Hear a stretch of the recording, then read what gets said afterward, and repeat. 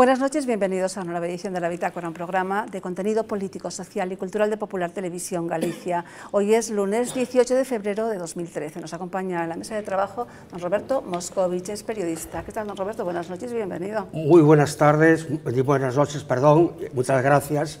Y me vas a permitir que salude a unos seguidores, unos fans tremendos del programa, que son los del Sporting del Casino de La Coruña, y también a otros que son los de la Casa de la Cultura de Sada y especialmente a los de Faro de Monte Alto, que están muy vinculados a Benedicto XVI, que es un tema que creo que integra la escaleta de hoy, y sobre todo por el asunto de la alfombra floral que hicieron en el Vaticano. Estupendo. Pues Gracias. ahí quedan todos saludados. En la esquina de la mesa, don Luis Anguita Juega, es fiscal de la Fiscalía Provincial de Coruña. ¿Qué tal, don Luis? Buenas noches, bienvenido. Buenas noches, Magdalena, disfrutando ya de estos momentos previos a la tertulia y dispuesto, como siempre, a pasar un rato divertido en el programa. Claro que sí, a mi izquierda, don Francisco Fernández Tarríos, abogado. ¿Qué tal, don Francisco? Buenas noches, bienvenido. Buenas noches, un placer estar aquí de nuevo. A su lado, don Domingo Bello Janeiro, catedrático de Derecho Civil de la Universidad de Coruña. ¿Qué tal, don Domingo? Buenas noches, bienvenido. Muy bien, muy bien, muchas gracias. Desde hoy tenemos que presentarle ya, tenemos que decirlo todo, Pues que acaba ya. de ser nombrado director de la Universidad Internacional Menéndez Pelayo de Galicia. Muy bien, sí. Pues Y muchas felicidades por ese nombramiento. Pues muchas gracias y efectivamente es un reto que asumo con ilusión en favor de la mejor formación y de la proyección internacional de Galicia. Estupendo, iremos desgranando a lo largo de diversas tertulias. Muchas gracias. En la esquina de la mesa, don Javier González Méndez, es periodista, corresponsal de Galicia de Periodista Digital. ¿Qué tal, don Javier? Buenas noches, bienvenido. Bien hallada, doña Magdalena. Bien, pues empezamos entonces con el primer tema de la noche. En su penúltimo Ángelus dominical, Benedicto XVI pidió oración por él y por el Papa próximo que salga elegido. También dijo que la Iglesia, que es madre de todos y maestra, nos llama a renovarnos y a renegar del orgullo y del egoísmo y vivir en el amor. Don Francisco. Pues, Bellas palabras del Papa. Bellas palabras. A mí XVI. me gustó especialmente una frase o un párrafo que habla de esto, justamente, del que tienta, es astuto, no empuja directamente hacia el mal. Yo creo que, en línea de lo que ha sido su papado y su altura intelectual y moral, lanza un discurso muy adecuado, además, para la actualidad, no solamente para la actualidad próxima al Vaticano o el mensaje que se pueda traslucir para la curia o para la Iglesia como tal, sino también para los fieles, ¿no? Que justo en este momento en Europa y especialmente en España debemos mirar al sentido trascendente de la vida, no dejarnos llevar por los egoísmos o por los intereses de poder o por la búsqueda del poder inmediato, poder total y explotando un poco a lo mejor las indignaciones o la rabia contenida de la gente, sino justamente en estos momentos, es un mensaje adecuado, es cuando más tenemos que apelar al sentido trascendente, en este caso los católicos, a Dios, y entender que nosotros estamos sometidos siempre a esa voluntad de Dios y intentar rescatar ese concepto y no explotar los egos individuales o explotar la actualidad social, por ejemplo en España, para obtener réditos personales o intereses de poder muy inmediatos. Tenemos que mirar hacia adentro, colaborar mucho con la gente que tenemos alrededor, perder el miedo y hacer una llamada a volver a la fe, en definitiva, que es lo que nos está diciendo, y dar un poco de sosiego y de calma y de paz y de no caer en el relativismo, de volver a los principios morales esenciales, a la defensa de la vida, de la familia, de un estado pues mucho más racional, más pausado, e introducir un poquito de sentido común y de fe, insisto, en este convulso momento que tenemos. Por lo tanto, siempre lo ha hecho, pero en estos momentos, si cabe, es todavía más acertado y más actual, y para los que tenemos en admiración al actual Papa, pues estas palabras resaltan su altura y nos vuelve a dejar un poquito, ¿no?, esa sensación de medio tristeza de que alguien así, por las razones que has puesto, pues deje de dirigir la Iglesia, ¿no? Sí, efectivamente, lo decía muy bien. Un texto además leído ante más de 100.000 fieles que aparte de la difusión después por todos los medios, incluidos los cibernéticos, como estamos hoy al día. Pero efectivamente hablaba de renegar, y es muy importante también ponerlo de manifiesto, del egoísmo, del orgullo. Él lo decía don Francisco Javier, que el mal, el tentador, es falso, es decir, no empuja directamente como tal hacia el mal, sino hacia un falso bien, intentando creer que el bienestar es la satisfacción de necesidades materiales, la búsqueda del poder por encima de cualquier cosa. Y evidentemente yo creo que en este momento, como lo decía el Santo Padre, la Cuaresma como un tiempo muy favorable para recuperar, y sobre todo, fíjese, yo creo que en estos momentos de grave crisis económica, con tanta gente que lo está pasando mal, es oportuno también señalar que por encima del poder, incluso de la satisfacción de las necesidades, está el bienestar espiritual y moral, que es algo esencial para el funcionamiento de la sociedad. Oímos a su santidad Benedicto XVI. De corazón agradezco a todos su oración y afecto en estos días. Os suplico que continuéis rezando por mí y por el próximo Papa, así como por los ejercicios espirituales que empezaré esta tarde junto a los miembros de la Curia Romana. Llenos de fe y esperanza, encomendemos la Iglesia a la maternal protección de María Santísima. Roberto. Bueno, yo destacaría del discurso muy bueno, yo creo que muy medido, muy bien calculado y muy bien, hasta diría que ensayado por parte del Santo Padre. Yo destacaría dos cosas. Primero, que se viva la transición con serenidad. Esto es un mensaje clarísimo a la lucha tan tremenda que ya se empezó a desatar en el Vaticano por el poder. Y otra, que también es muy importante, renovación total de la Iglesia. Claro, habrá quien pueda reprocharle por qué él no la ha renovado hasta que pudo. Yo creo que don Roberto, él ha hecho muchísimas cosas. Pero aquí hay una cosa, Magdalena. Yo creo que es que él tampoco contaba con tener que dejarlo. Don Roberto, pero... No, quiero decir, que él no contaba con tener que dejarlo. Venga, y es probable... no vamos a meternos ahora en Honduras, hicimos un monográfico ya el viernes, no vamos a meternos en más profundidades. Claro, es que usted no lo vio. Vamos a... ¿Qué dice usted aquí? Si él dice que lo que importa no es el poder, y habla usted de luchas por el poder. Probablemente su programa de renovación, y es un mensaje, por eso yo lo cito, es como un mensaje futuro al que le suceda, que tiene que continuar la renovación. Mire, yo estoy en desacuerdo con todo lo que dijo usted, porque para empezar no fue un discurso, que fue un ángelus. Y segundo, habló precisamente que no es luchas de poderes. Usted habla de luchas de poderes. Estamos hablando de un tiempo de Cuaresma, de encontrarse con uno mismo, de superar el orgullo, el egoísmo, el poder. No, por favor. Pero los mensajes están ahí. Bien. Y las palabras están ahí. La intención es clara. Usted lo Él no es tonto, es el Santo Padre, y además es una persona privilegiada mentalmente también.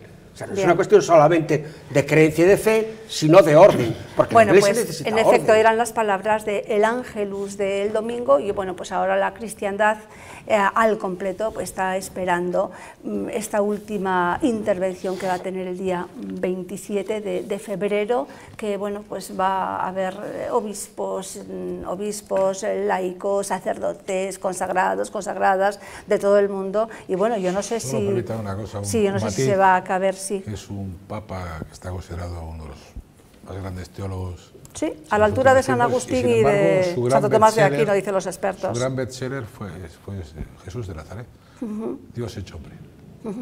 Así es, en una misma naturaleza. Bien, vamos entonces con el segundo de los temas. Las nuevas normas del Parlamento de Galicia obligan a que los invitados firmen un escrito en el que se comprometen a respetar las normas.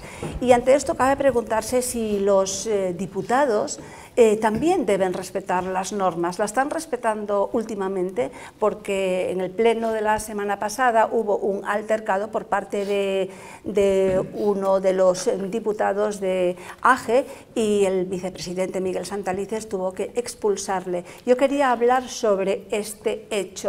¿Se están comportando los diputados en el Parlamento, en este caso en el Parlamento de Galicia? ¿Vale todo? ¿Es lícito todo? ¿Se puede hacer lo que sea, incluso chirigota? Por supuesto que no, es que yo creo que es la tristeza que estamos viendo en nuestro mundo político y en concreto es en toda España, pero no se libra el Parlamento gallego. Hay determinados partidos políticos que ni quieren remar para sacar la crisis, ni están esforzándose con independencia de que vean otro camino distinto al actual. No, lo que buscan es hacer ruido, hacerse protagonismo y la pura demagogia, publicidad gratuita para defender sus ideas.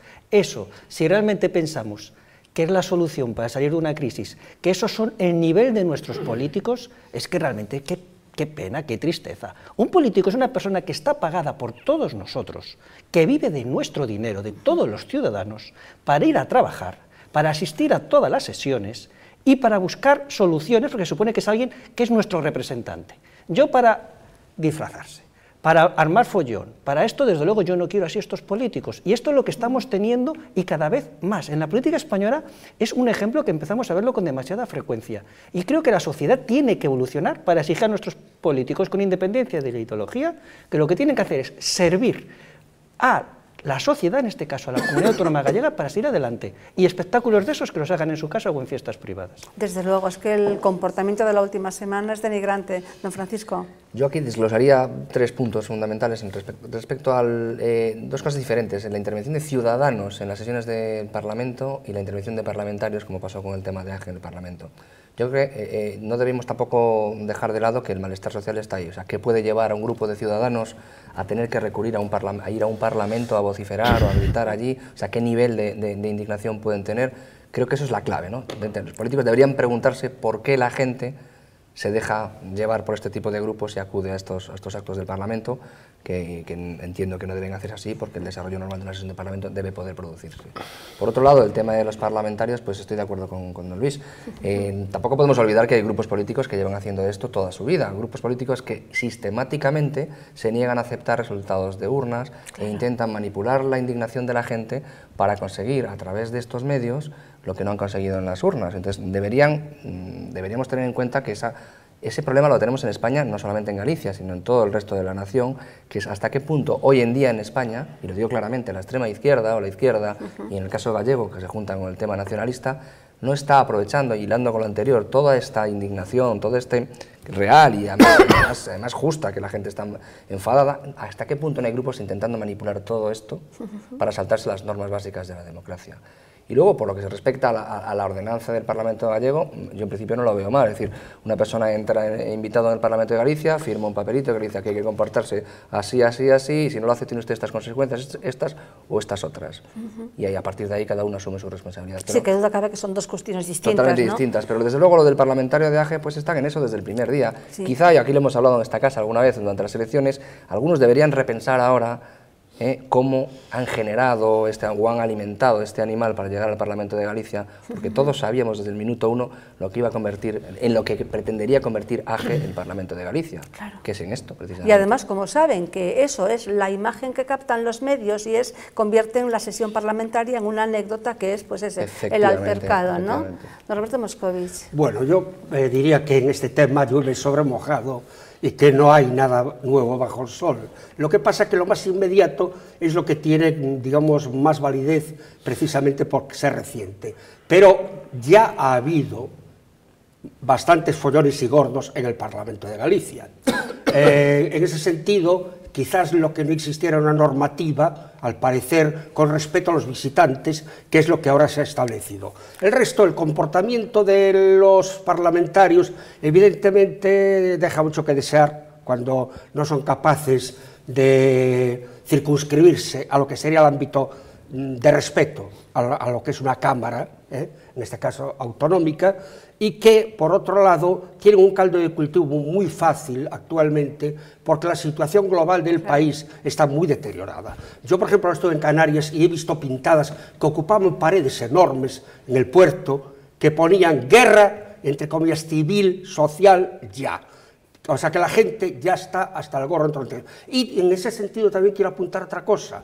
Anterior me pasaban por Facebook un artículo muy corto, lo leí, y al final me dice, ese artículo, que es de plena vigencia, fue escrito en el 35 por José Antonio Primo de Rivera en ABC, y era una situación ideal en la que decía que de seguir así desembocaríamos en una guerra civil. La situación era casi calcada a la actual. Entonces yo comprendo que la gente, los que van allí, que ya se han agotado las manifestaciones en la calle, han agotado los recursos de todo tipo legales, pues van allí a manifestarse de buena fe, que son utilizados... Pero no, que no lo hagan dentro, y que no revienten las sesiones Pues parlamentarias. es probable que... Yo quería incidir, más que en los visitantes, que es un tema que ya tratamos, en el comportamiento de los diputados. Si podemos consentir que estos diputados, y bueno, que el vicepresidente en este caso, que era el que estaba este día, Miguel Santalices, pues haya tenido que expulsar a alguien, y no sé, hacer chirigota. A mí, desde luego, yo me sentí realmente muy mal como ciudadana. Evidentemente no se debe de admitir,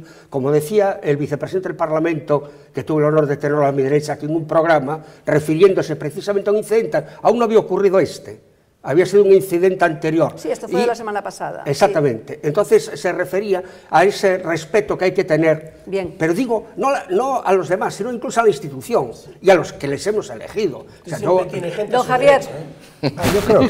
Yo sinceramente creo que esto es un espectáculo magnífico. A mí me parece que habría que montar un canal temático que estuviese durante todo el tiempo que transcurriese cualquier parlamento español, en este caso el gallego, permanentemente emitiendo para los televidentes. Ojalá los televidentes lo contemplasen y fuese magnífica la noticia, porque es bueno saber con quién nos estamos jugando los cuartos. Es fantástico saber en quién depositamos nuestros votos y qué hacen después con nuestros votos. Yo creo que es una labor higiénica para la democracia fantástica, y todo lo contrario, en vez de intentar esconderlo hay que difundirlo. Cuantas más veces salgan estas personas vociferando y malgastando el tiempo parlamentario en estupideces, con la cantidad de problemas que tienen que resolver para los gallegos, etcétera, mucho mejor para que los ciudadanos sean los que protagonicen realmente la regeneración política de este país, contemplando a nuestros diputados, ya sea en el Parlamento del Estado, en el Senado o en el Parlamento gallego, es cuando te dan más ganas de intentar regenerar este país. Lo tremendo es que ocurra eso, no la difusión en sí, don Domingo. Sí, efectivamente, está ligado también indudablemente con lo que habían señalado con anterioridad.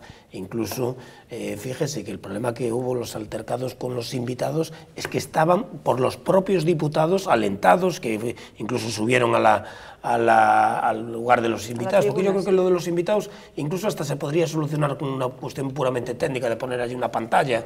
Me parece bien, como no hay un derecho adquirido, porque el Parlamento simplemente... Pero ¿Una pantalla cómo? Digo, que una pantalla, en muchos parlamentos los invitados no están exactamente en el mismo espacio físico que los diputados, sino que tienen o una sala mesa o una pantalla de... Ya los periodistas también, muchas veces. También, sí. Los periodistas ya están.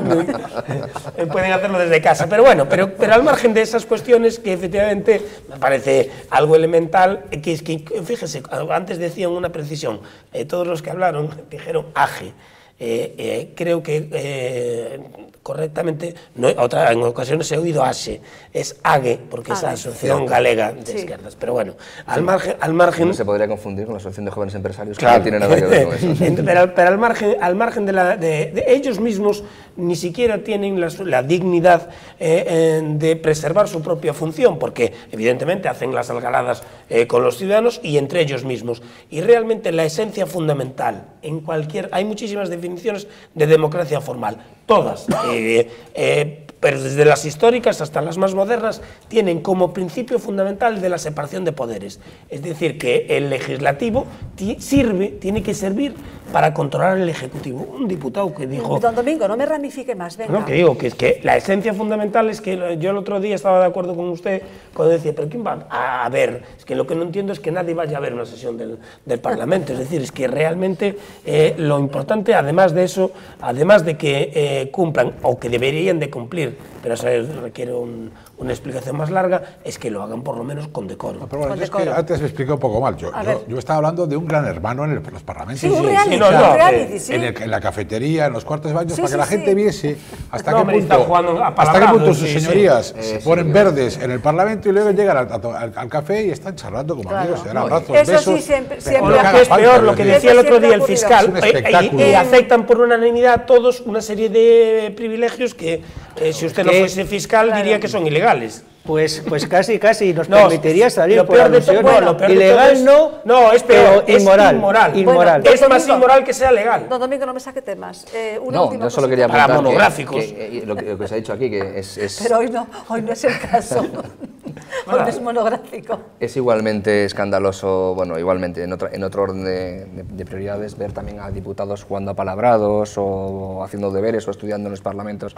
De francés. Claro, que sobre eso habría mucho que hablar y O desde comprando luego... por catálogo, ¿no? Exacto, pero yo lo que no estaría de acuerdo, don Domingo, es en poner a los ciudadanos en una pantalla o en una urna de cristal. Estoy de acuerdo en que cada uno se responsabilice de lo que hace dentro de un plenario, pero como ciudadano yo creo que se debe permitir y se debe dejar acceso libremente a quien quiera ir invitado para que exprese lo que quiera con un orden o que mire o que escuche. El ciudadano no puede expresar porque Bueno, se dice, Bien, ahí están vamos los invitados. no pongamos a los ciudadanos en urnas. Vamos con otro tema. Bajo el lema "La sanidad pública no se vende, se defiende", la Marea Blanca tuvo presencia otra vez el fin de semana, esta vez en 16 ciudades distintas. Vemos esta pieza.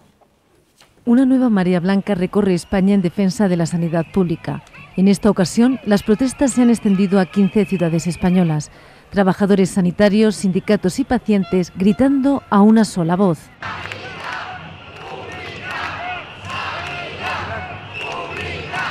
Este es el aspecto que presentaban las principales calles de Barcelona, tomadas por los manifestantes.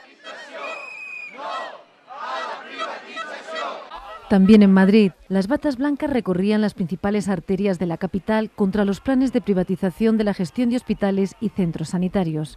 Las plataformas de médicos y enfermeras explicaban así sus razones.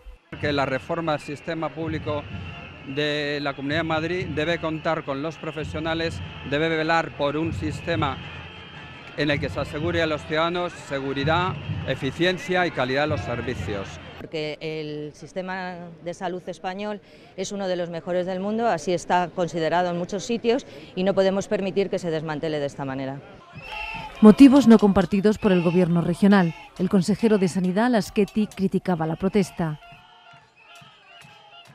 Es un intento de seguir estirando, seguir alargando un conflicto en interés no de los ciudadanos, no de la sociedad, no de la sanidad pública, sino en interés de quienes la convocan, que quieren seguir teniendo un papel o algo que agitar o algo que hacer.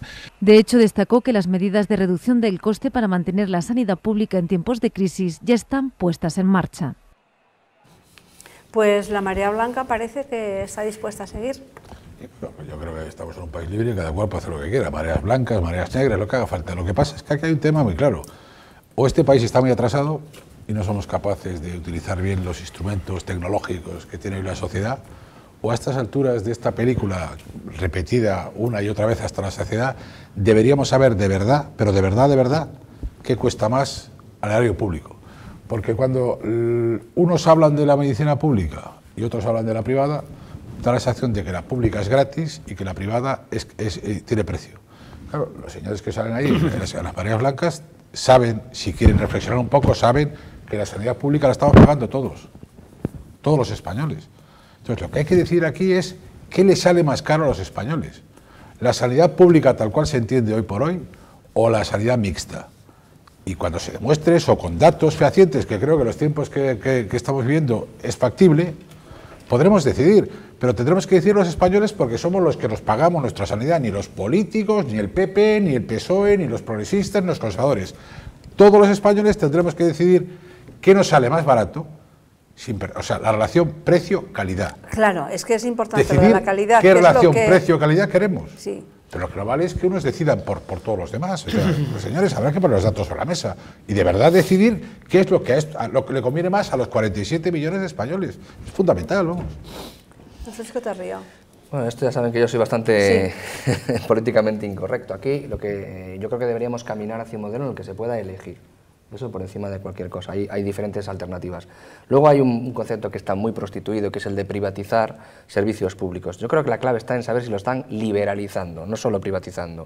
O sea, hay servicios que pueden pasar de manos públicas a manos privadas y convertirse en un negocio entre amiguetes. Bueno, es lo que se teme precisamente. Eso es. Entonces, vamos a centrar el debate no en sanidad pública, sanidad privada, privatizar o no privatizar, sino Si se hace, cómo se hace, cuánto cuesta, quién recibe esas concesiones, en qué régimen jurídico se reciben y si se puede externalizar unos servicios sí, otros no.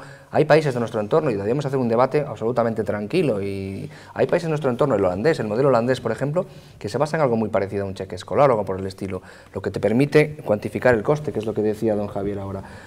Volvemos a lo de siempre, que el Estado te garantice unos servicios, que unos servicios públicos no implica que te los tenga que prestar efectivamente. Pero aquí habría que desglosar un poquito lo que son la lucha por la sanidad pública o privada en sí o per se, si hay que liberalizar, privatizar, si nos cuesta más, nos cuesta menos, si hay más calidad o hay menos calidad, de la lucha entre trabajadores privilegiados laboralmente, que es otra cosa que hay que analizar también, si se está hablando de estas mareas blancas, si son solo luchas por la sanidad pública o esconden también luchas de intereses laborales o de privilegios laborales de unidades de esa propia sanidad. Y luego abrir el debate tranquilamente. Yo no sé lo que cuesta la sanidad pública o la sanidad privada, lo que sé es que los que tenemos seguros privados no dejamos de pagar la sanidad pública. Entonces vamos a dejar de satanizar una cosa y la otra.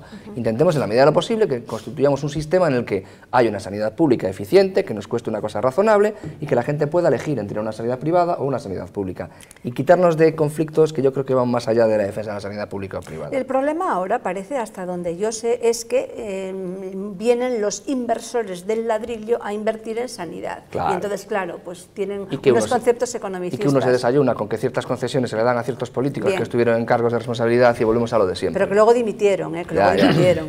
Sí. Y usted acaba de nombrar la sanidad en Holanda y yo hablarme de Holanda y es que se me ponen los pelos de punta. Porque, o la danesa, si quiere, o la sueca, bueno, si pero quiere. Por ejemplo, la de Holanda. La de Holanda, a los mayores de 75 años no les ponen marcapasos, no tienen acceso a determinado tipo de tratamientos pues eso es y a los dementes no los reaniman. Todo eso, bueno, pues Eso igual va más allá del estrictamente político y es algo un poco moral, porque ese país da para mucho. Sí, así es. Roberto. Bueno, yo creo que al margen de pareceres y de concomitancias y de controversias y comparaciones entre costos de sanidad pública y privada, hay un daño emergente en este momento, y es el deterioro tan tremendo que ha habido en la sanidad pública. Entonces, yo como usuario, yo como contribuyente... Como ¿Ha habido deterioro hasta ahora? Sí. Hay un deterioro visible y palpable en la sanidad pública. Lo hay porque los recortes han llevado a eso. Pero hasta ahora no ha habido... Sí, lo hay, sí. Si no tú hablas con yo tengo en mi familia tengo personas vinculadas a la sanidad y conozco lo que hablan y de qué hablan. Ya. No me dirá que su padre se murió muerto de frío en un hospital, como decía una de las que recibía el Goya ayer. Bueno, eso creo que es dramatizar y llevar al otro extremo el tema que yo no pretendo. Pero que es innegable, repito, es que hay recortes. Y luego hay una cuestión importante. Hay un ataque desde dentro a una serie de cuestiones que solo serían conocidas si no trascendiesen por, digamos, los francotiradores que hay en todas las administraciones, y aquí también los hay. Y después hay una cosa también importante, y es que es un ataque a tres principios básicos de la sanidad: universalidad, gratuidad y equidad. Son tres principios básicos de la sanidad. Y eso no se puede perder. ¿Por qué? Porque cuando entramos entonces a comparar costos de sanidad pública y sanidad privada, tenemos que pensar si en esos casos respetarían esos condicionantes. ¿Por qué? Porque la persona que paga, y que además pagas obligatoriamente, porque a mí no me piden permiso. Es que a mí no me piden permiso. Si pagas ya no es gratuito. No, pero es que a mí, perdón, Javier, es que a mí no me piden permiso, perdón. Que no es un principio básico. No, perdón, un segundo. Claro, por la puntualización permiso para apuntarme a la sanidad privada. Perdón, tampoco es monopolio de sanidad. A mí me detrae pero el principio, punto. Mire, el principio, efectivamente, como le puntualizaba, es gratuidad en el momento del uso, no gratuidad. Que está financiado con los impuestos.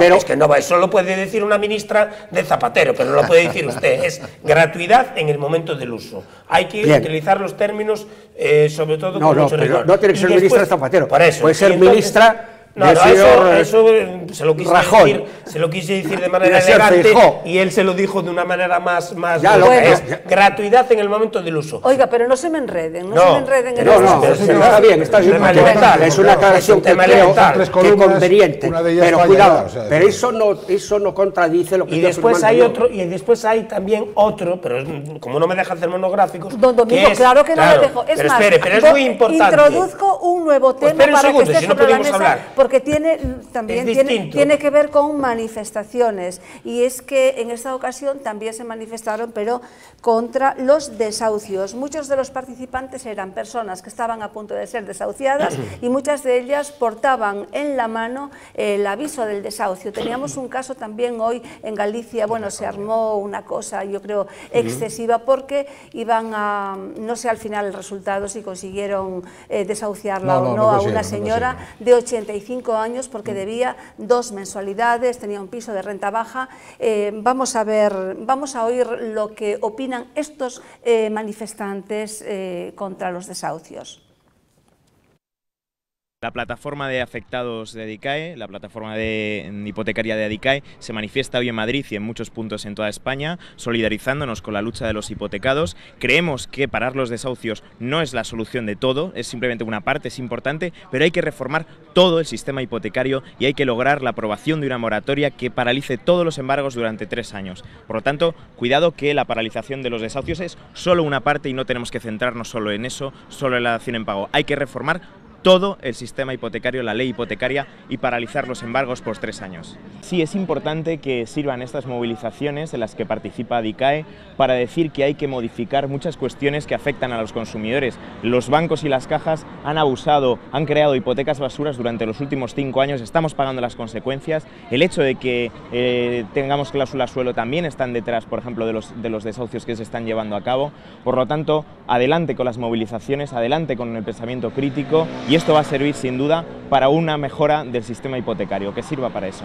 Yo sé la situación que tengo y como yo habrá miles y veo que no, pero ya no solo es que no tenga minusvalía o que es que hay más gente que esto tiene que parar, que es que no es normal. La situación actual, tanto mío como mis compañeros, es que nos quieren dejar con una deuda pendiente.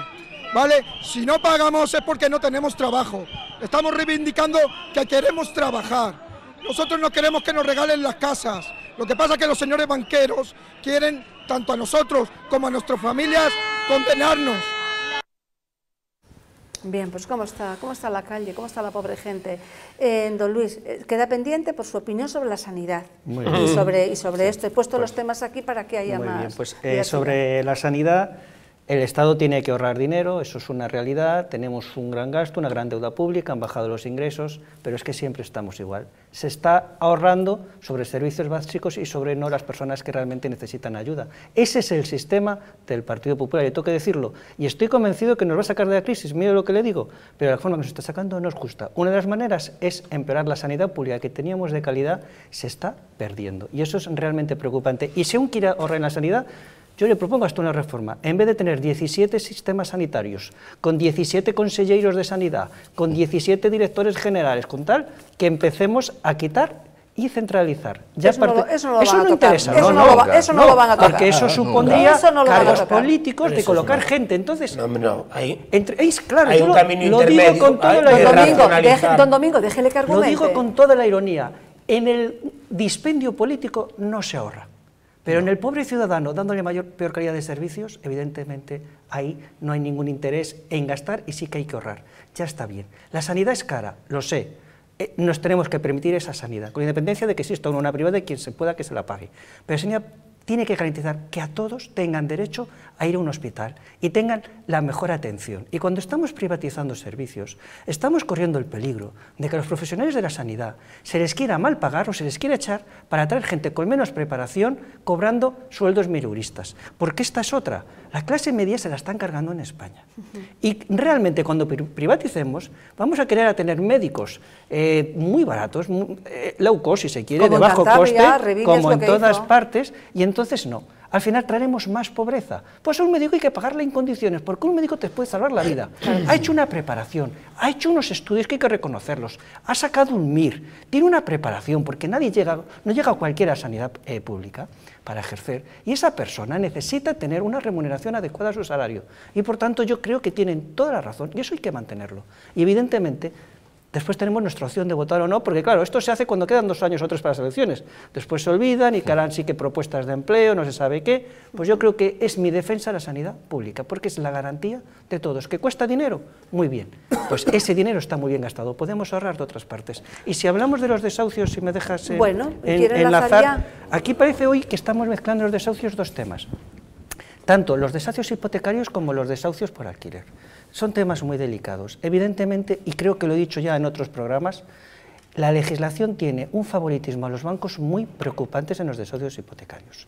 Evidentemente hay que hacer cambios. Hay que hacer cambios como tienen que ser, yo pienso, los intereses de moda, la dación en pago. Si el banco te tasa una vivienda que vale, pongamos para el caso, 200.000 euros y te paga el 80%, que son 160.000 euros, si usted después no ha pagado parte, el banco recuperando la casa, evidentemente parece claro que no encima puede decir que entre intereses de demora, no sé cuánto, usted sigue debiendo 100.000 euros. Eso parece que es una legislación a favor de los bancos. Y por tanto creo que es de justicia y que hay que limitar en casos extremos, personas que además se han visto abocadas por la crisis.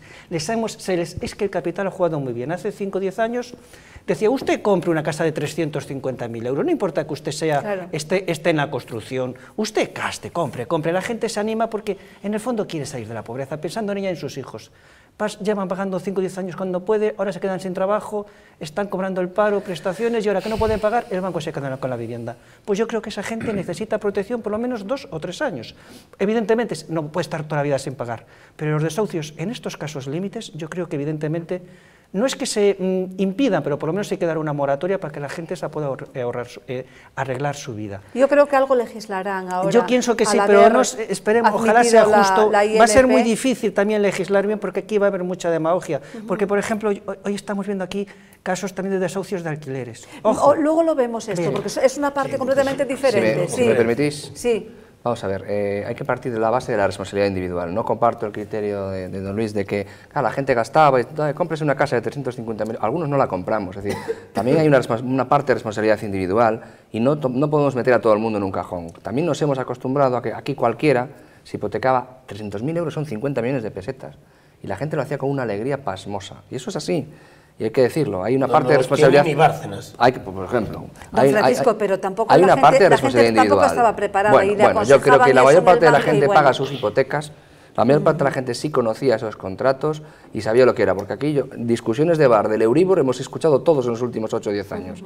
Y aquello famoso de compra a la segunda vivienda, que en gran parte de los desahucios hipotecarios vienen por segundas viviendas o por avalistas de padres que avalaban operaciones desastrosas de sus hijos, que eso hay que decirlo también, hay una parte de responsabilidad individual. Lógicamente la legislación protege al más fuerte, que es el banco en este caso. Porque hay una cosa que no se ha dicho, a mayores de lo que dice don Luis, que lo dice muy bien procesalmente, que es el escándalo de que al final esas subastas se adjudiquen a una empresa que se puede llamar Banco no sé qué Social R4, que todo el mundo sabemos que es una empresa participada e instrumental de los bancos, que se acaba quedando ese piso, con lo cual, además de que el desahuciado tiene que hacer frente a todo el resto de intereses y de valor de la casa y que nadie hace caso a las tasaciones previas, encima el banco se queda eso como un activo. Pero hay que distinguir muy bien eso de un desahucio por falta de pago de la renta, como el que citabas antes, que tiene otras peculiaridades. Claro, sí, lo vamos a ver ahora. Es cierto, aunque esta gente haya tenido pues poca cabeza, hay una situación que es alarmante, ¿no? Y no quiero nombrar lo que está pasando porque no quiero. Quizá que el que ejecute una hipoteca cumpliendo el contrato vigente entre las dos partes no es incompatible con que el Estado pueda proporcionar que la gente no se quede en la calle. Bien, a ver, ¿qué cuentan ustedes por ahí, por ese barrio? Vamos a ver, es que hay una serie de principios elementales. Yo, porque como no pude hablar antes, un segundo solo es. No, es que usted nunca habla, don Domingo. Es que usted a usted no se le deja nunca hablar. No se pueden dar patadas a los conceptos, como diría el de la peli Manquiña, ¿no? Es muy distinto la privatización de la sanidad que la gestión privada de servicios públicos sanitarios. Cierto. Punto 1. Punto 2. Aquí exactamente, yo creo que todos compartimos que un banco no es una empresa cualquiera. No. Y por lo tanto, aquí lo que falló desde el principio, pero hay que exigir responsabilidades, hay muchas responsabilidades compartidas, pero la principal es del sinvergüenza este que todavía sigue ahí, gobernador del Banco de España. Y para que no haya dudas, me da igual que sea con Zapatero o con Aznar. Y presidentes de la Comisión Nacional del Mercado tan atrás. ¿Qué hacemos con esta gente que va con el papelito en la mano? ¿Qué hacemos no hagamos históricos de la cosa que es muy importante eso después aquí. Y está ligado todo con el especulador del suelo, el promotor urbanístico, la financiación oculta o irregular de los partidos políticos, por eso las viviendas eran tan caras, porque claro, es que al final, a mí, desde mi posición de estudioso del derecho civil, claro, es que aquí la gente habla de la hipoteca, de la dación en pago, que si quieren pregunto a alguien si sabe lo que es una hipoteca. Me imagino que sí, lo que es una hipoteca. Pero en la clase mejor, ¿eh? Bueno, no, pero diga, usted sabe. Hay que decir que la hipoteca es esencial. Bien.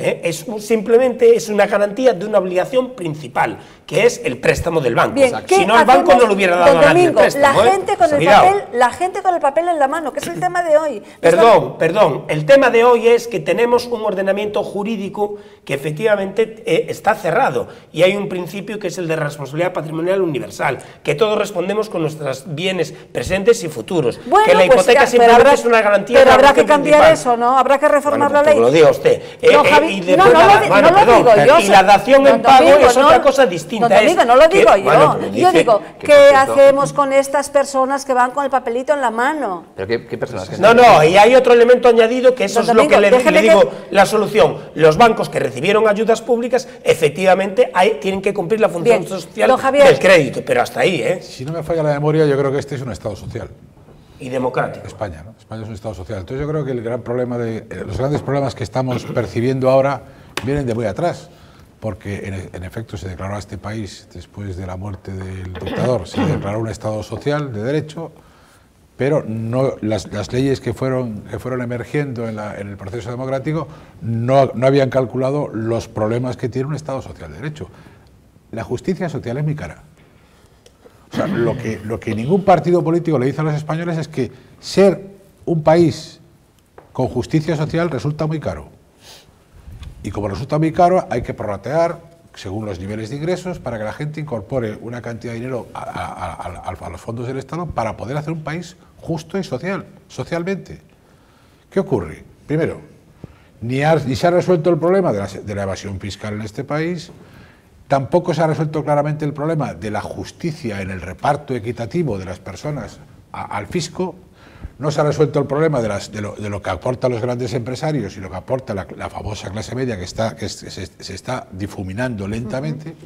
Y como no hemos resuelto el problema de un concepto que se han montado muy bonito, que suena muy bien, que es Estado social de derecho, no lo hemos resuelto de sus orígenes, ahora tenemos que intentar cambiar todas las leyes como si la casa se hubiese venido abajo. O sea, esta casa es una ruina auténtica.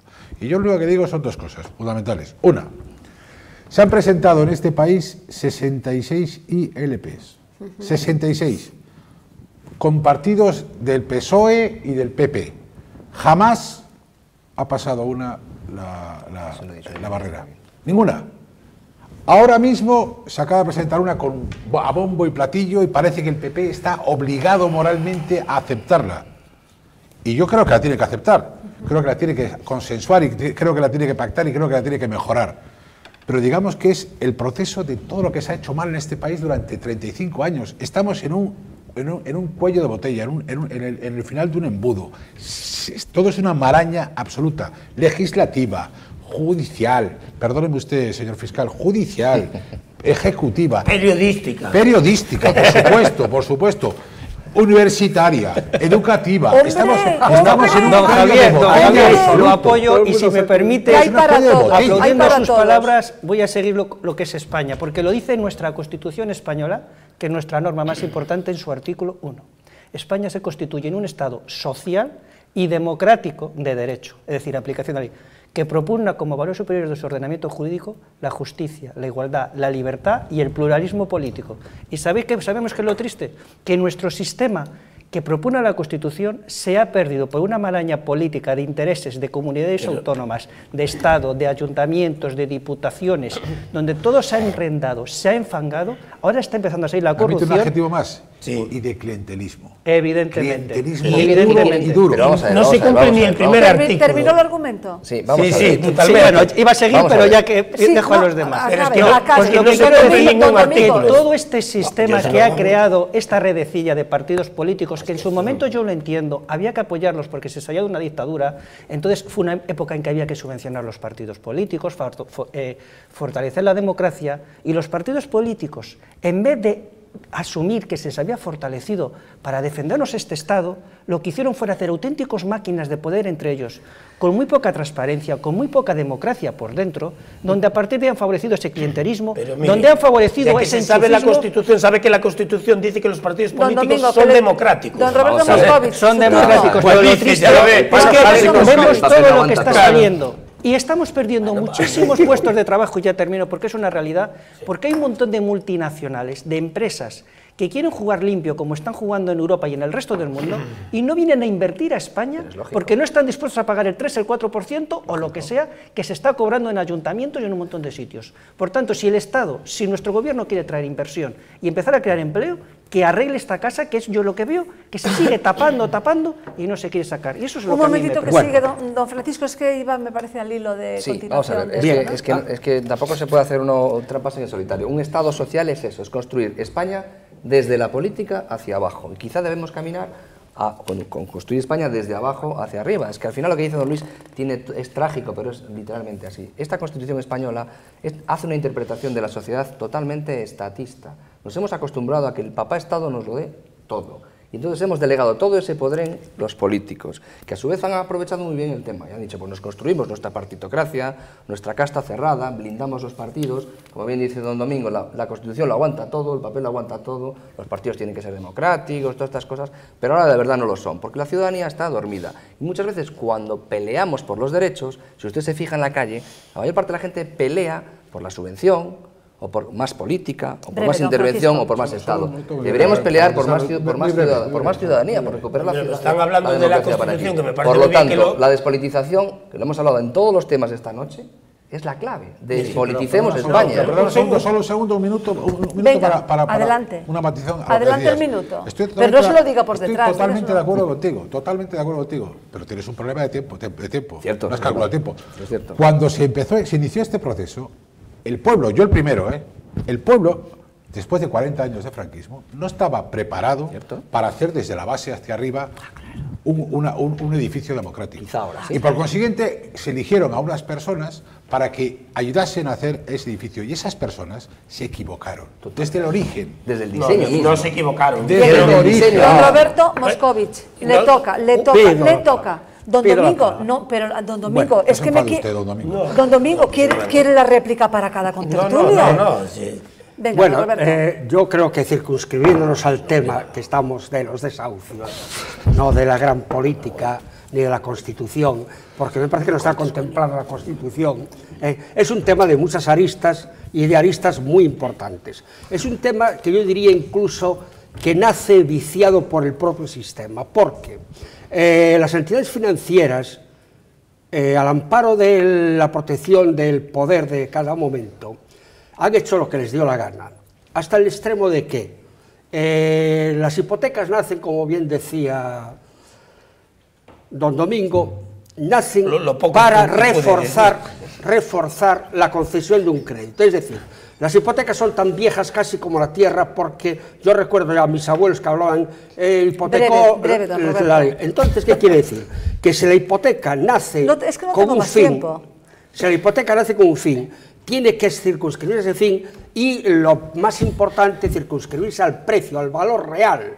¿Y qué ocurría? Que de unos años a esta parte, las entidades financieras incitaban a la gente al gasto, al consumo. Eso vino propiciado en Estados Unidos, y Lehman Brothers, que es uno de los... ¿Qué hacemos con esta gente? Bien, ¿qué hizo con esta gente? Esta gente, en parte, está pagando algo de un pecado que han asumido. ¿Por qué? Porque si esto vale 100, y yo te digo, pero no necesitas también amueblarlo y tal, no sé qué, y no te metías bien el coche. Que sí, que no hagamos históricos, pero cuando es que va relacionado con el tema, que luego la dación no cubre, la dación en pago no cubre el importe de la hipoteca, aunque la hipoteca se hubiera valorado en el 80 o el 60%. Ese es el grave problema. Entonces esta gente ahora se ve abocada a que realmente no puede pagar. Y no puede pagar porque tiene un sobreprecio incluso admitido por él mismo. Entonces, ¿qué sucede? Perdón, que esto es un genocidio. Un auténtico genocidio financiero. Porque lo que se está propiciando no son suicidios, son asesinatos fomentados por el poder económico. Bueno, hombre, es que eso de así de duro. Óigame, la gente cuando se ve abocada de salida, ¿por qué toma esa determinación? Bueno, si es gente que no está para allá. Yo es que como no puedo ni hablar de ese tema porque dice que produce efecto llamada, pero bueno. Sí, pero es así. No, es que no. El otro día el psiquiatra me lo dijo que no. Debemos seguir el protocolo y es que los periodistas tenemos un protocolo para no hablar de estos temas y cuando lo hablemos de una manera con muchísimo cuidado porque el efecto contagio sí existe. Yo creo que eso a mí me preocupa, es decir, esto es, y voy a citar una marca, pero es como la Coca-Cola. Tú ves beber Coca-Cola y al final bebes Coca-Cola. Entonces, no hablemos de esto. No, ya lo hemos hablado, yo estoy viendo de que hay hasta partidos que lo están fomentando buscando un rédito. Y se está politizando esto, muy triste. Se está politizando. Por eso, déjeme que le diga una cosa. Yo quiero esto de llamar asesinos a quienes... No, hombre, no. Las cosas como son, que es una cosa... O que son asesinatos. Pero sí es cierto que estamos por concluir con una cita que le gusta, que es que lo decía...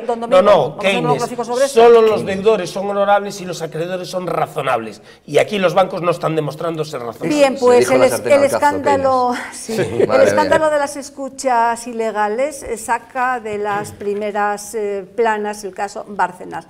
Políticos de distintos colores, empresarios, jueces y fiscales podrían haber sido grabados ilegalmente y figurar en dosieres que ahora se están ofreciendo a quien pague más. Venga, es un tema, don Domingo, usted que como no le dejo hablar nunca, pero por favor... Es que yo hablaba de la dación en pago y la hipoteca. Don Domingo, sí le voy a pedir, exprésese y luego con la cantertulia, por favor, se calla. A ver si tiene algún micrófono debajo. Venga, adelante. Sí, efectivamente, la realidad es que el escándalo es mayúsculo y además aquí que está afectando... son tres, como diría el fiscal, son 3 en 1, porque afecta a todos los partidos, a todas las instituciones. Es decir, hay ya en estos momentos que usted hablaba del Estado social y democrático de derecho, en donde otro de los artículos de la Constitución es que está prohibido el mandato imperativo, y ya se ve que todos los diputados cumplen exactamente bueno, pues que ahora efectivamente que exista, o que a estas alturas después de 34 años tengamos que pararnos para hacer una ley de transparencia. Hay varias leyes que no hubo agallas legislativas, la de huelga, la de financiación de los partidos políticos, y bueno, pues esto realmente cada día aparece un nuevo episodio cada vez más Bien, esto realmente es un escándalo. Efectivamente, han sido escuchados, han sido grabados, por supuesto, ilegalmente, y todos estamos escandalizados.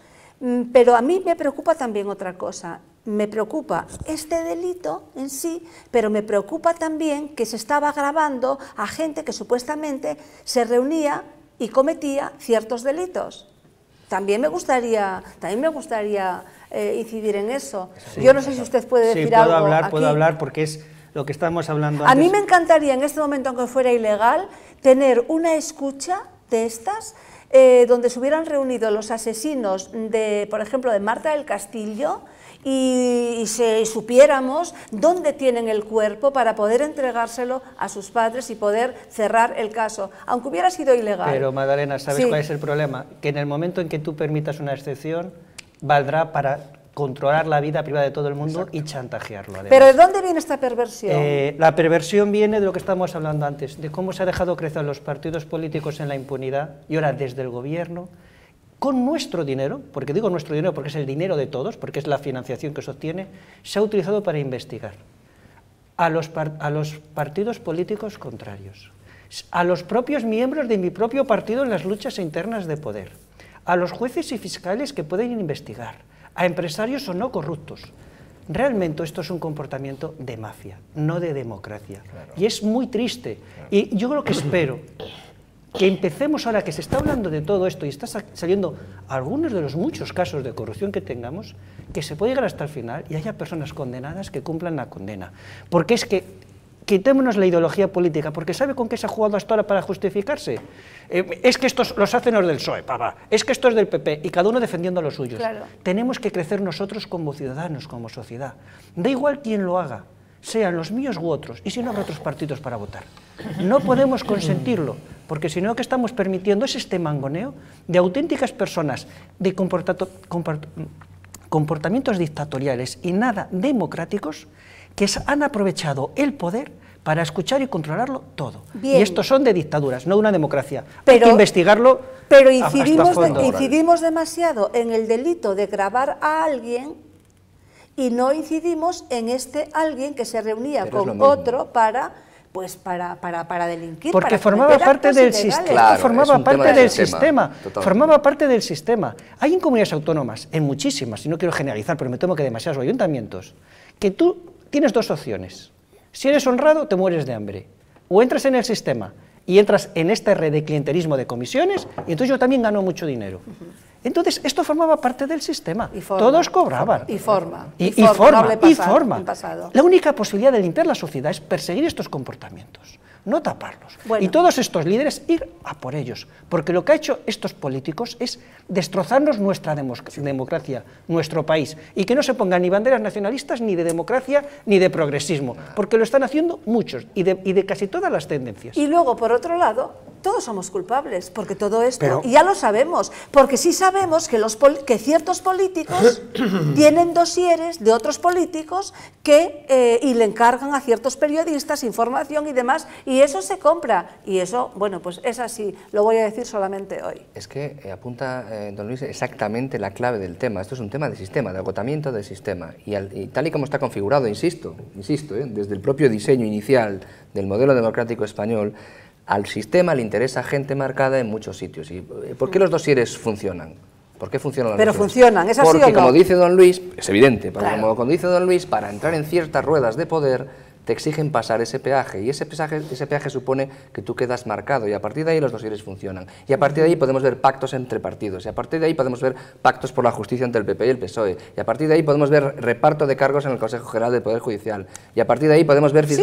Y es todo parte de lo mismo. Y concesiones de Repsol en determinados países. Déjeme decirle del control de la justicia en el pacto PSOE-PP. Por ejemplo. Acaba con la justicia. Qué preocupados estamos. Y de hecho, don Javier tiene cara de saber muchísimo de esto. Una cosa solamente que es, yo creo que fundamental, y el fiscal me dará la razón seguramente. Detrás de todo esto hay también una maniobra... Hemos cumplido los 60 minutos, como...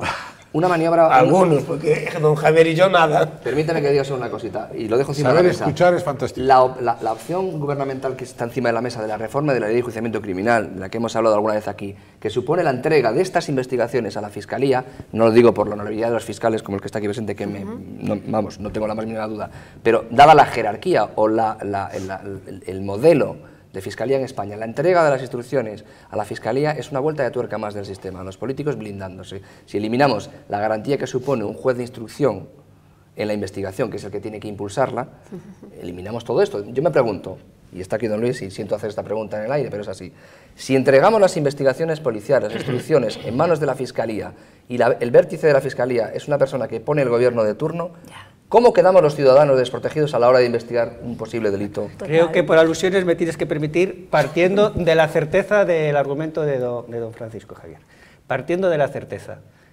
El problema que tenemos ahora mismo es, si se da la instrucción a los fiscales, es que hay que garantizar, y cuando digo garantizar es totalmente la independencia de la actuación del fiscal en la instrucción. Exacto. Y más, aparte de garantizar la independencia, que sospecho que igual no se garantiza debidamente, es decir, si se da la instrucción es con determinadas condiciones, es medios. Hablo más o menos de memoria, como 4 o 5 mil jueces, 1.500 fiscales. Evidentemente, si se nos da la instrucción, la carga es justo al revés, tendrá que haber, es decir, harán falta muchos cientos, miles de fiscales para llevar la instrucción. Estamos hablando del espionaje, ¿eh? Del espionaje. Por tanto, lo mismo nada, no tiene nada que ver. Yo, como no sé de manzanas, hablo de peras. Estamos hablando del espionaje. No, estamos hablando del sistema, del espionaje, sí. Y el espionaje, por definición, es clandestino. Está especialmente regulado en qué casos y en qué condiciones. Y por eso lo que sí que es cierto es que una vez que se descubre este tipo de espionajes clandestinos, chantajistas, etcétera, la ley tiene que ser implacable y la sanción la máxima. Y otra cuestión que creo que está pasando... E implacable con los que han grabado también. Claro, es que... Con los que han grabado también, con los delincuentes. Claro, es una perversión en cadena. Solo quisiera recordar que hace muchos años, yo creo que ya unos 15 o 10 o más, o 20, me va a recordar a Perote, ¿no? Había un político que iba en coche oficial y le grabaron una conversación diciéndole a una señorita que estuviese preparada, que estaba llegando. Eso hace 20 años. De 20 años para acá la tecnología ha evolucionado una barbaridad. Y yo le aseguro a Magdalena que cuando empieza una campaña electoral lo primero que hace un partido político es lo que llaman un barrido. Hay empresas de barrido que se están forrando. Quiero decir, esas empresas después tienen otras participadas que se dedican a lo contrario. Claro, que ese es el tema. O sea, ya saben de qué va este juego. Claro. Sí. Y claro, yo quisiera decirle, no quiero asustar a nuestro querido amigo Luis Anguita, pero probablemente él como fiscal pueda estar interceptado sin saberlo. En este momento la tecnología ha llegado a tal punto que cualquier persona, por mucho que no se lo imagine, puede estar siendo grabada, escuchada. Hay los teléfonos móviles, cuando están desconectados, siguen grabando a las personas. Yo estoy de acuerdo. Es decir, no se le pueden poner barreras al campo. Es imposible. La tecnología va a ir siempre por delante de la ley. Es que, se puede, si se hace un Javier, comportamiento ético. A mí lo que me preocupa, estos políticos que tienen el poder pueden grabar lo que quieran. Y yo no pongo la mano en el fuego de que muchas personas, de las que estamos aquí, más de una vez hayamos sido grabados. Por supuesto, y que estemos siendo. ¿Recuerdan cuando Rubalcaba en los pasillos del Congreso cogió así al señor Floriano y dice que lo sé todo de ti? Sí. Bueno, ¿y el CITEL qué es? ¿Qué es el CITEL? ¿Y qué es el Echelon? ¿Qué son estas cosas? Bueno, pero yo quería decir que con todo esto quería decir que a pesar de todo el mundo sabe esto, no es que lo sepamos nosotros, que lo sabe todo el mundo. Y sin embargo, la clase dirigente española no se ha puesto las pilas, no le interesa. Claro que no. Todo lo contrario. No quiere. Pero aprovecha en su beneficio. Pero hay un aspecto importante. A mí, déjeme que diga esto, a mí me parece muchísimo más que le hayan grabado a la señora Camacho con el micrófono en el florero con aquella otra señora, la examante del señor Pujol. Lo escandaloso realmente es que Alicia Sánchez Camacho se haya reunido con esta señora, que esta señora le hable de los billetes de 500, de las mochilas y tal, y que todo se haya quedado así, y se haya guardado y luego haya pactado con CIU, guardar esto para mejor momento, a ver cómo lo utilizo. A mí eso me parece una perversión total. Y ahora estamos, ¿en qué insistimos? En que, sí, es que lo voy a querer ya y que se llegue hasta el final. Óigame, pero es que son delincuentes los que... Por eso merece la pena grabar a los que delinquen. Cuando un político dice que cree que se llega hasta el final... Esa chica llegó a decir que temía por su integridad, y la respuesta del PP fue apoyar al gobierno que supuestamente estaba ejerciendo esa presión contra esta señora. Yo lo siento por domingo, porque en la UIMP hay micrófonos por todos lados. Sí. Me permites, mira, hay dos aspectos muy importantes. De alguna manera, ya se han dicho aquí. Uno de ellos es que los partidos desean que sus propios miembros, y esto parece una aberración, entren por el aro y cometan determinadas infracciones, por llamarle de alguna manera suave, y sobre todo los de la oposición.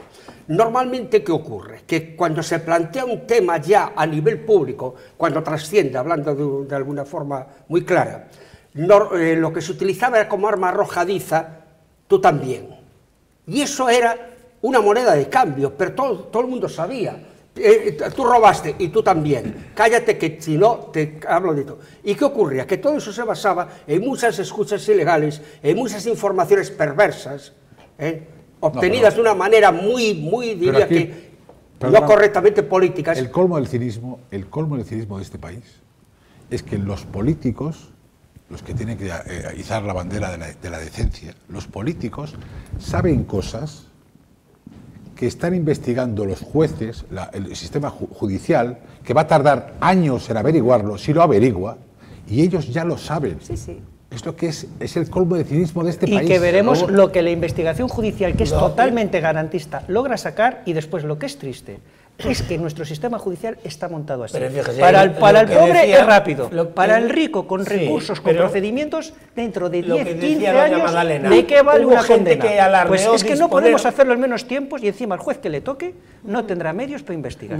Y luego la conclusión que es descontento y gente en la calle porque dice aquí no pasa nada. Por eso el otro día leí unas declaraciones muy interesantes del juez Vázquez Taín, del juzgado número 2 de aquí de Santiago, y decía que claro, la gente pues que estaba desesperada y que estaba angustiada porque bueno, que los procesos iban muy lentos, que nunca se metía en la cárcel a nadie y que había que agilizar, que pasaban muchos años, decía que había que agilizar.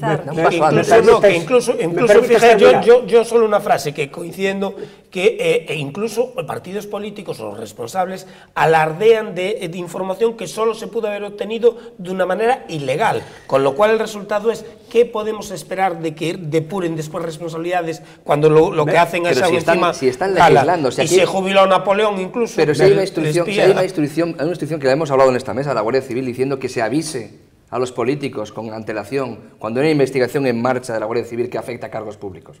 Si es que no se cortan nada, esa circular existe. Óigame, se avisa previamente a llegar al juzgado ya están avisados. Entonces, si avisa a los de ETA, ¿qué quiere que le diga? Que se vayan del bar Faisán. Por ejemplo. ¿Me permites terminar? Porque, perdón. No, de alguna manera lo que iba a decir casi lo has dicho. Pero hay otra cosa, que es que al final la gente, el pueblo, ¿por qué no cree en el sistema? Pues no cree porque no ve resultados, porque ve que se escribe mucho, se denuncia mucho y sale un caso tras otro, pero nadie devuelve nada. Y eso es lo que más le queda grabado a la gente. Dice, fulano de tal se quedó con 3.000 millones, pero no devolvió ni uno. Ni siquiera va a la cárcel, ni siquiera hay responsabilidad. Y luego todo se queda en nada. Mínima.